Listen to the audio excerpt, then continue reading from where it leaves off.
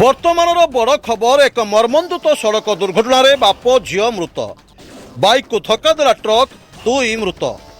ସୋର ଥାନା 16 ନମ୍ବର ଜାତୀୟ ରାଜପଥ ଉତ୍ତରେଶ୍ୱର ନିକଟରେ ଏକ ମର୍ମନ୍ତୁଦ ସଡ଼କ ଦୁର୍ଘଟଣାରେ 2 ଜଣଙ୍କର ମୃତ୍ୟୁ ହୋଇଥିବାର ଜଣାପଡ଼ିଛି।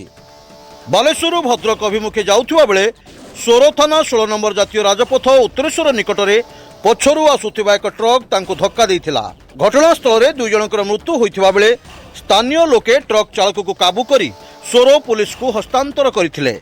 ପୁଲିସ ଘଟଣାସ୍ଥଳକୁ ଯାଇ ଗାଡ଼ି ଦୁଇଟିକୁ ଜବତ କରି ଘଟଣାର ତଦନ୍ତ ଆରମ୍ଭ କରିବା ସହିତ ଶବ ଜବତ କରି ସୋର ଡାକ୍ତରଖାନାରେ ବ୍ୟବଚ୍ଛେଦ ପାଇଁ ରଖିଥିବାର ଜଣାପଡ଼ିଛି। ମୃତକ ହେଉଛନ୍ତି ଭଦ୍ରକ ଜିଲ୍ଲା ଭଣ୍ଡାରୀପୋଖରୀ ବ୍ଲକ ଦାସସାହି ମନୋଜ ଦାସ ଏବଂ ତାଙ୍କର 7 ବର୍ଷର ଝିଅ ବୋଲି ଜଣାପଡ଼ିଛି। ଆପଣଙ୍କୁ ଆମେ ଆଉଥରେ କହି ରଖୁଛୁ, ଏକ ମର୍ମନ୍ତୁଦ ସଡ଼କ ଦୁର୍ଘଟଣାରେ ବାପ ଝିଅ ମୃତ। ସୋର ଥାନା 16 ନମ୍ବର ଜାତୀୟ ରାଜପଥ ଉତ୍ତରେଶ୍ୱର ନିକଟରେ ଏକ ମର୍ମନ୍ତୁଦ ସଡ଼କ ଦୁର୍ଘଟଣାରେ 2 ଜଣଙ୍କର ମୃତ୍ୟୁ ହୋଇଥିବାର ଜଣାପଡ଼ିଛି। ବାଲେଶ୍ୱରରୁ ଭଦ୍ରକ ଅଭିମୁଖେ ଯାଉଥିବା ବେଳେ ସୋର ଥାନା 16 ନମ୍ବର ଜାତୀୟ ରାଜପଥ ଉତ୍ତରେଶ୍ୱର ନିକଟରେ ପଛରୁ ଆସୁଥିବା ଏକ ଟ୍ରକ୍ ତାଙ୍କୁ ଧକ୍କା ଦେଇଥିଲା। ଘଟଣାସ୍ଥଳରେ 2 ଜଣଙ୍କର ମୃତ୍ୟୁ ହୋଇଥିବା ବେଳେ ସ୍ଥାନୀୟ ଲୋକେ ଟ୍ରକ୍ ଚାଳକକୁ କାବୁ କରି ସୋର ପୁଲିସକୁ ହସ୍ତାନ୍ତର କରିଥିଲେ।